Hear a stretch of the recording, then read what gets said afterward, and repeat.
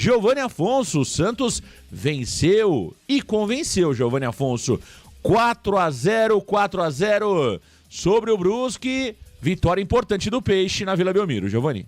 Marcão, agora sim, né? Acho que sem discussão alguma, ontem tivemos a melhor partida do Santos na Série B, do começo ao fim. O Santos pressionou o Brusque desde o primeiro minuto, claro, né? O time do Brusque era um time muito fraco, tecnicamente, fisicamente, era um time, acho que talvez o pior que eu vi na competição até aqui, mas isso não significa e não tira o mérito da atuação do Santos, que entrou vivo na partida e entrou mordendo. E olha, Marcão, acho que as coisas começaram certas desde a escalação, né? Não é meter a mala, mas normalmente quando o Varanda gosta, né? Os integrantes do Varanda gostam da escalação que o Carille coloca em campo, costuma dar certo, né? Acho que a gente entende um pouquinho desse ramo de futebol, né? Mas ali quando o Carille escala um ataque mais leve, com Patati pela direita, Otero pela esquerda, que jogou muito bem nessa posição inédita na temporada, e o William Bigode com o Juliano jogando próximos um do outro, fazendo tabela, se movimentando bastante, não tinha como dar errado, Marcão. Então o Santos deixa de ter um centroavante nulo ali, que é o Alfredo Morelos, e passa a ter um William Bigode que, apesar de não ter feito uma partida brilhante, se movimentou e deu muito mais trabalho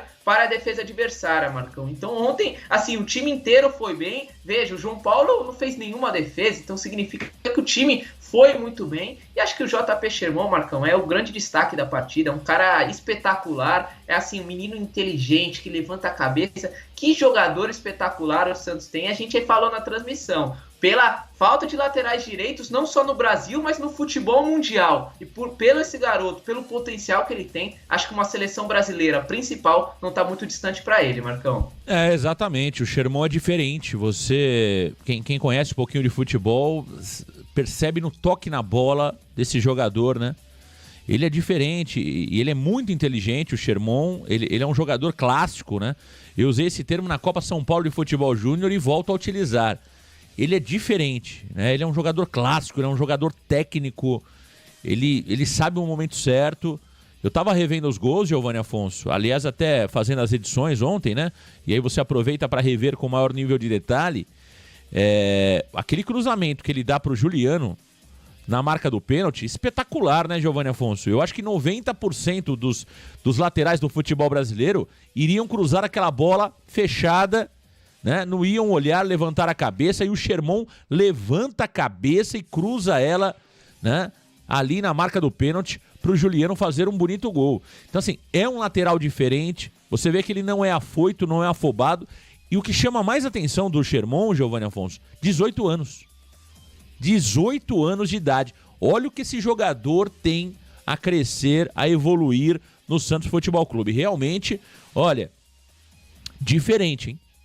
Esse JP Sherman é muito, muito, muito diferente. Tem que ter cabeça no lugar.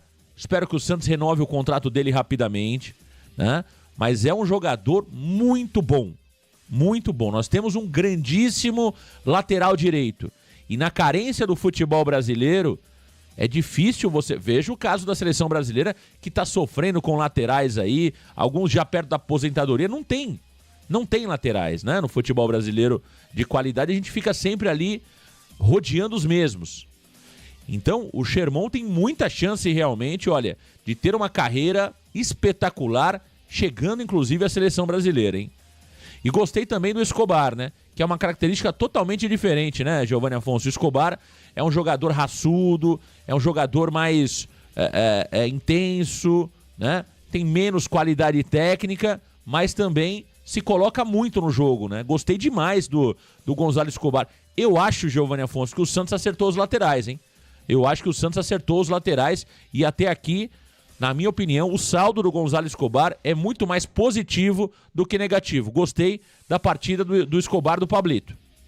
E Marcão, eu acho que um dos grandes méritos, talvez, do departamento de futebol do Santos foi de fato as laterais, né? Porque veja, o Santos acertou as suas laterais titular com o JP Sherman, que olha, eu não canso de rasgar elogios, e um Gonzalo Escobar que, olha, Marcão, concordo com você, tá dando muito bem a conta do recado. Ele não é um lateral técnico, um lateral espetacular com a bola no pé. Eu acho que ele cobrar os escanteios, não sei se ele é o melhor jogador para fazer isso. Até agora eu não vi uma grande qualidade para cruzar essa bola alta, Marcão, mas assim, é um cara voluntarioso, um cara raçudo na prática, ele é muito brigador, um cara inteligente na marcação, recompõe muito bem aquele lado esquerdo. Então assim, Marcão, eu acho que o Santos se deu muito bem, o Santos tá ótimo na lateral esquerda. Eu não sei se pro ano que vem o Gonzalo Escobar vai ser o suficiente. Vamos ver ao longo da temporada se talvez ele até evolua nesse time do Santos, que é a principal oportunidade da sua carreira. Às vezes o cara desponta no futebol, tendo confiança, jogando num time grande, ele possa evoluir. Mas assim, Marcão, para as próximas 32 rodadas que o Santos tem para disputar, para mim o Pablito Escobar tá mais que ótimo.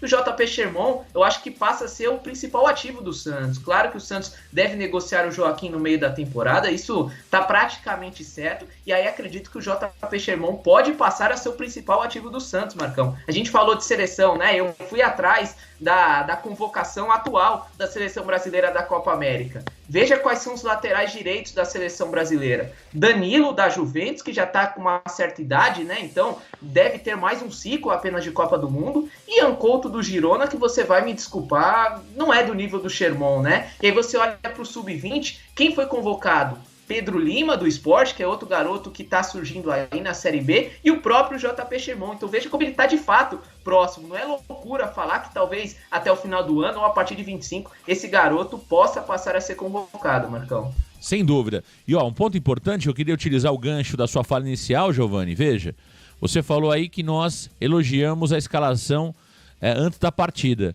E é importante você dizer isso, porque muitas vezes quando a gente critica antes do jogo, não a maioria, mas tem aquele torcedor que fala, pô, Marcão, vocês estão cornetando, tem que ser mais otimista. Mas não é o papel do Varanda ficar com pompom, né? Quando o time está bem escalado, com aquilo que tem de melhor, na nossa opinião, a gente elogia.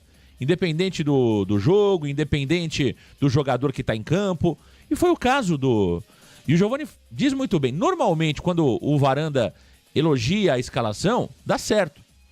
Dá certo. Dá certo. O time estava bem escalado e jogou tranquilo, jogou fácil. Da mesma forma que quando estava ganhando por 3-0, quando entrou o quarteto, Patrick, Morelos, Casares e Serginho, ao vivo nós dissemos, estava 3-0 o jogo. Para mim era muito mais cômodo, com a audiência bombando, falar, pô, que maravilha, agora vai ser 7, vai ser 8, vai ser 12. Quem estava acompanhando a transmissão do Varanda percebeu que nós dissemos ali, olha, agora vai ser um problema. O Santos vai cair de rendimento. Então, engenheiro de obra pronta, tem um monte aí. Tem um monte que tem medo de falar a verdade. Quando o Carille muda o time, eu até brinquei na transmissão, falei, agora vem o time do Carille. O primeiro tempo era o time do torcedor. Quando o Carille coloca o time dele, que é Casares, Morelos, Patrick, Rodrigo Ferreira, Serginho, o Santos afunda. O Santos afundou. Fez o quarto gol, porque 80% da jogada, 40% foi do Schmidt. Lançamento espetacular, Schmidt que voltou a jogar muito bem. Outros 40% foi do Sherman, que dominou driblando. E aí 20% foi do Alfredinho, que concluiu muito bem. E é papel do centroavante fazer isso, e fez com competência o Alfredo Morelos. Mas veja que a partir daquele momento que o Carille faz as mudanças, o Brusque começa a atacar o Santos. Então isso mostra, né, que não é cornetar por cornetar, não é criticar por criticar. É criticar com embasamento.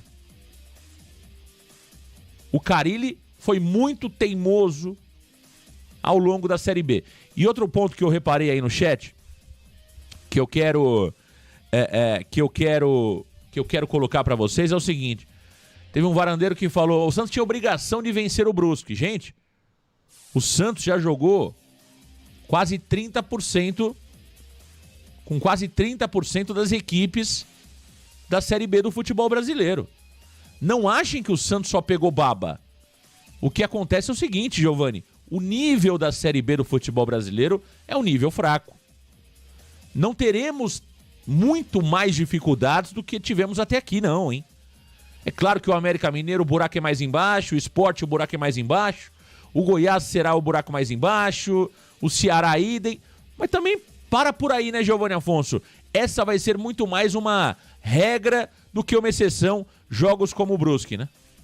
Sim, Marcão, com certeza, né? Acho que é nítido que a maioria dos times, talvez mais de 50%, o Santos deve atropelar, porque é um nível de investimento, um nível físico, Marcão. O que mais me chamou a atenção é a parte física. Os jogadores do Brusque estavam nas cordas ali, eles não tinham condição nenhuma de competir com o Santos, entregavam a bola sempre de graça ali, de saída de bola errada. Então, Marcão, o time do Brusque é muito fraco, né? Ainda é muito fraco. E assim, o Santos fez a sua parte, que além de vencer é jogar bem. Eu acho que não tem o que criticar. Pô, o Santos fez mais do que a sua obrigação. Beleza, mas às vezes fazer a sua obrigação é difícil, fazer o simples é complicado, né? Então, acho que é natural. Todos os jogos, principalmente na Vila Belmiro, o Santos entra como franco favorito, muito favorito, e vai ter alguns jogos fora de casa que é idem. Vai ter jogos, pô, o Santos enfrentar o Brusque fora de casa, beleza, tem a viagem ali para Balneário Camboriú, mas vai ser o mesmo esquema, tem que ganhar o jogo, talvez agora contra o América Mineiro, fora de casa, no Independência, um lugar que o Santos nunca ganhou, a gente vai falar ao longo aí da semana, mas o Santos nunca venceu o América Mineiro do Independência, seja um jogo mais encardido, talvez o Goiás na Serrinha seja um jogo encardido, contra o Sport fora de casa, pode também ser, porém o problema é que essa partida vai acontecer na 38ª rodada. E acredito que tanto o Santos como talvez o Sport já estejam ali com acesso garantido. Mas, Marcão, no mais, veja, tirando essas 3 rodadas que eu citei, as outras 35, o Santos vai ser favorito e além de ter a obrigação de vencer, acredito que também tem a obrigação de jogar bem. Verdade, Giovanni. Ó, vamos às estatísticas da partida. Vitória do Santos ontem por 4-0. 57% de posse de bola do Santos, 43% do Brusque, 23 finalizações do Peixe, 11 pro gol, 8 do Brusque, nenhuma pro gol. Veja aí que o João Paulo não trabalhou no jogo de ontem, né? O João Paulo não defendeu nenhuma bola. Portanto, isso mostra a competência defensiva do Santos e também a fragilidade ofensiva do Brusque. Foram 11 escanteios a favor do Peixe, 5 para o Brusque, 543 passes trocados pelo Peixe com 90% de acerto, 348 trocados pelo Brusque, 83% de acerto pelo Brusque. Tá aí, portanto, os números, as estatísticas da partida, 4-0 para o Peixe. Com este resultado, Giovanni, como ficou a classificação geral do campeonato?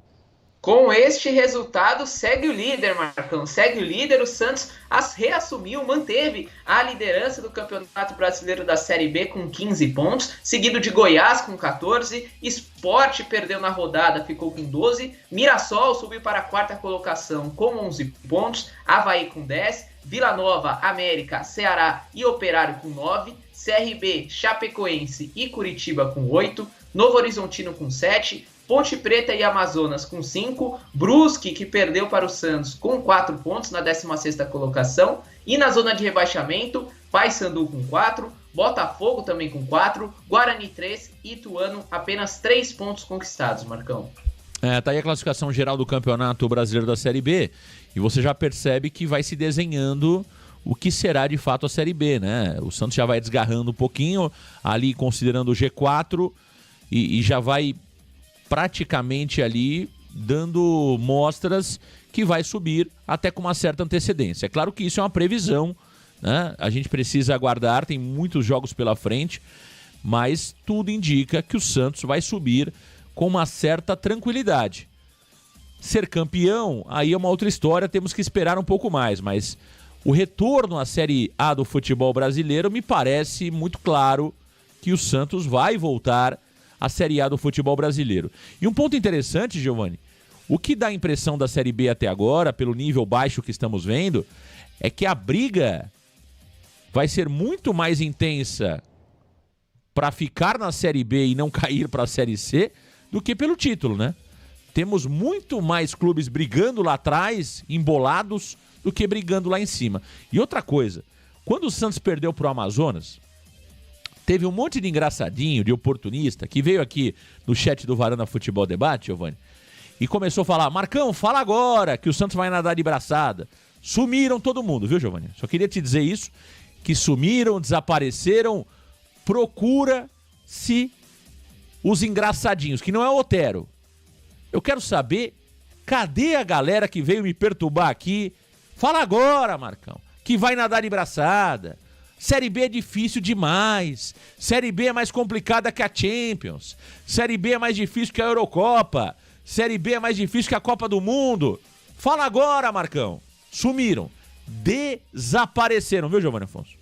Ah, Marcão, o torcedor é muito passional, né? A gente aqui tenta manter uma certa racionalidade que é da profissão, é do jornalismo, né? Que é manter ali a racionalidade no comentário. E, Marcão, não foi porque o Santos perdeu para o Amazonas que o acesso ficou arriscado, né? Eu acho que se o Santos mantesse uma sequência de 3, 4 jogos desempenhando aquilo que desempenhou contra o Amazonas, eu acho que aí sim poderia ligar um certo alerta. Mas, Marcão, num campeonato de 38 rodadas é normal oscilar. É praticamente impossível. A gente brincava dos 114 pontos, mas é óbvio que o Santos não ia chegar a 114, talvez nem chegue no 100, talvez nem chegue aos 90. Eu acho que ficaria ali entre 80, acho que é uma margem um pouco mais garantida. Mas, enfim, Marcão, não é um jogo ali fora da curva que perdeu para um Amazonas fora de casa, que não é um resultado escandaloso, não é algo absurdo, pela longa viagem que se trata, é a viagem mais longa que o Santos vai fazer na temporada. Então, assim, não é algo catastrófico, né, Marcão? E nas outras rodadas seguintes, o Santos venceu 5, né? Então, tá tudo certo, Marcão. E você falou sobre a briga, né? Eu acho que já começa a se desenhar um Santos, Goiás e Sport um pouquinho mais acima ali na luta pelo acesso, né? Com a 4ª colocação.